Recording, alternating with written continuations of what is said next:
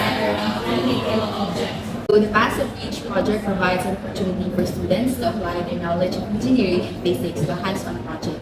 It also helps develop problem solving and critical thinking skills while allowing students to work collaboratively in teams.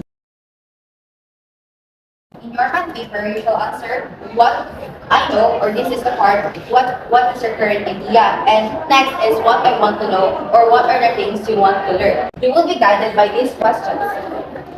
Can you read what is written in the board? How are you able to solve the problem? How did you design your bridge structure? What factors affect the ability of bridge to withstand heavy?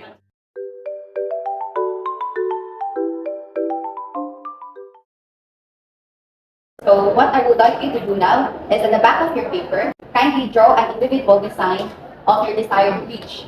The vertical lines here are the foundation of my bridge, and then these diagonal lines here are the support to the bridge, because having support to the bridge is a crucial part of planning and designing a bridge. This design can be applied as a triangle because triangle can support the bridge. While it passes through the foundation of that bridge, that this is a road, we need to apply the triangle because the triangle is very important to support. The structures are made of triangles, so there is a basis that triangles are one of the best shapes for distributing weight because they take force from single point and distribute a strong foundation to a structure. Triangular form supports so that it can withstand the cars that pass by.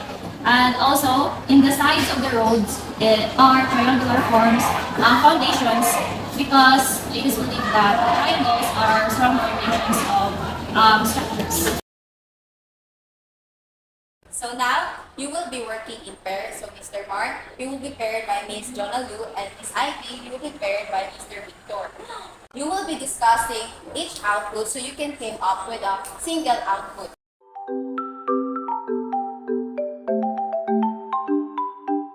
So in our final bridge, we incorporated our two design bridges. So in this one, we just added some support in just like in his drawing. So we added support here to the three foundations. Triangular form as our foundation under the road of the bridge, which help the bridge to withstand heavy objects. So we just added this support, which is also in triangular form. How is it going so far? We're still struggling and trying to figure out how to assemble these pastas because we do not know how to implement the design in our output. Were there any changes in your design? In our blueprint, we had the additional support to the foundation, but then we decided to disregard it since it will be difficult to implement since the group of pasta that we will be putting here in the additional support are thick. How is it going so far? So as we begin making this project, we already expected struggles along the way.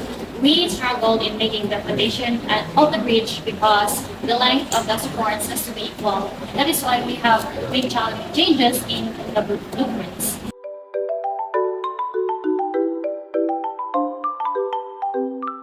What is your progress now?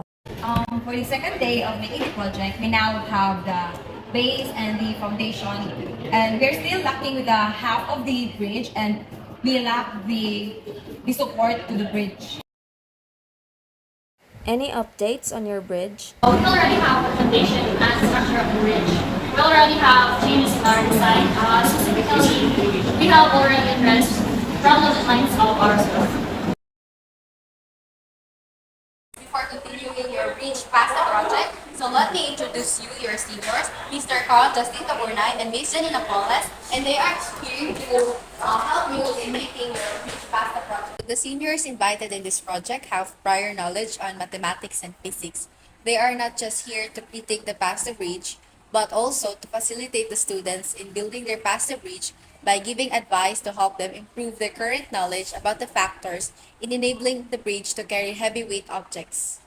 They are very knowledgeable and they know what they're doing. They know how to apply the concepts in physics, and they even know about basic structures of bridges, like how each part functions. My first impression in this group is that they are full of opportunities. They know some designs that has a potential for this project.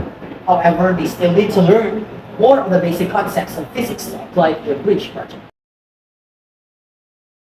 What I can say about our senior is that Ms. Napoles is a good critic. She gives details that are lacking to our project, and also she may be strict, but she's very knowledgeable about the content as to how and why this project is connected to the topic discussed with the teacher. She also explained how this project is relevant to the topic. Mr. Caburnay has helped us a lot in constructing our pasta bridge. He taught us technique on how to make our bridge more sturdy, as well as pointing out our mistakes while making our bridge.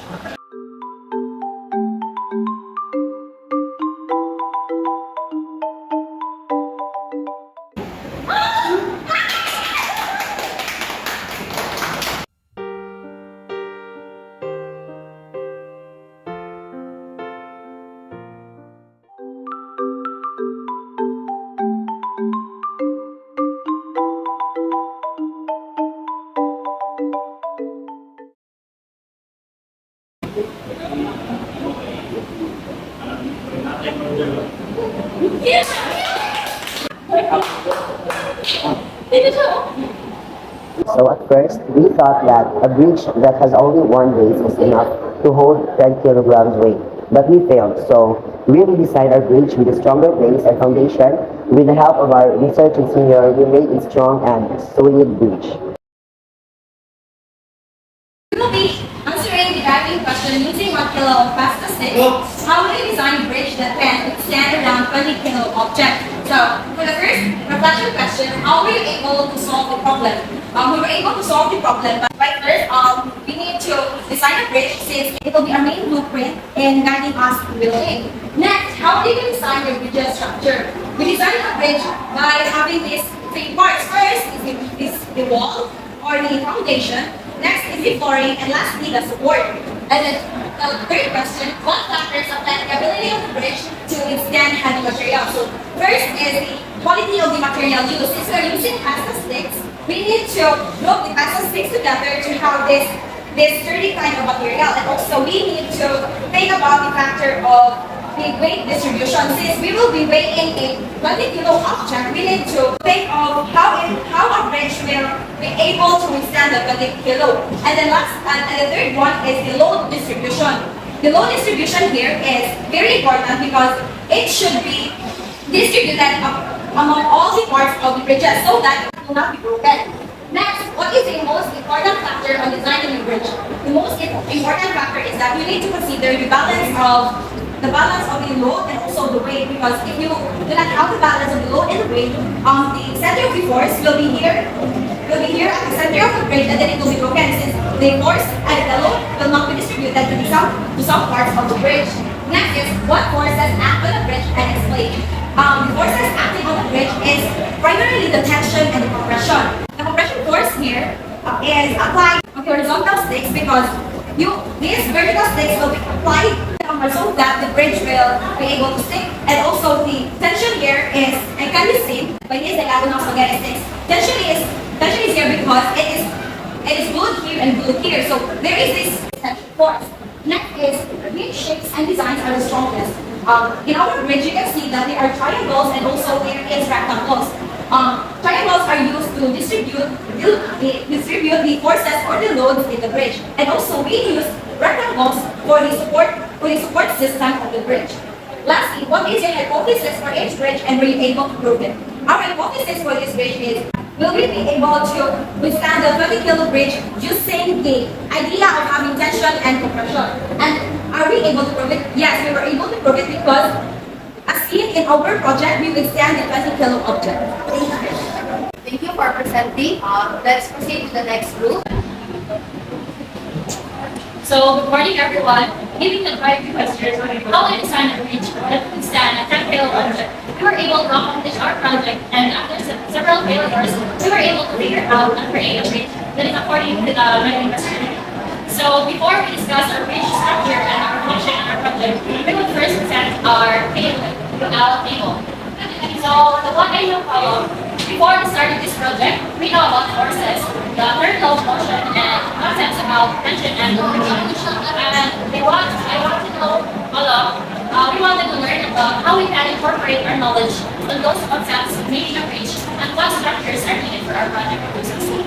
And now that we're done with our project, we can already answer the current question, what we have learned. Through this project, we were able to have the following reflections. So, question number one, how are you able to solve the problem? So, through researches and the advices from our seniors, we solve the problem through utilizing the tension and compression and using the triangles and making a proportional ratio to distribute the tension and compression rates and force to the bridge.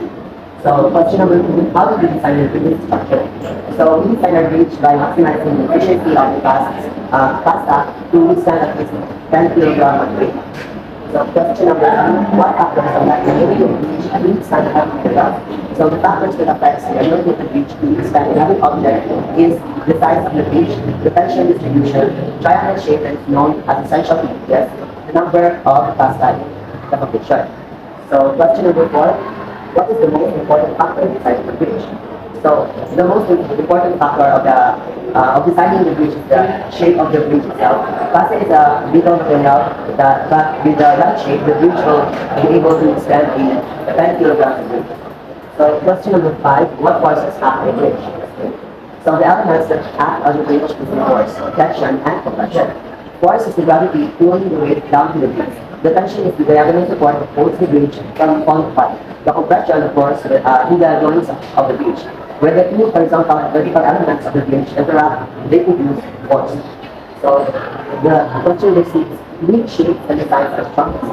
So the triangles in the design that maximizes the triangle shape is the strongest. And the last question is, what is the hypothesis for each bridge?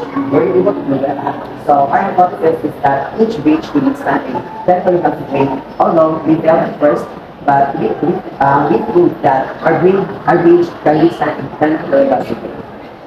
After working with the passive reach, the students realize already that this project provides them an excellent opportunity to apply their learning to a real-world concept such as bridge engineering, where the principles of tension, compression, and force are critical.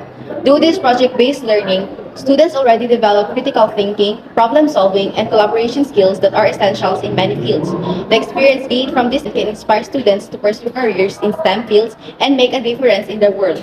Eventually, project-based learning experiences like this can help students to become lifelong learners and contribute to the development of more innovative and sustainable society.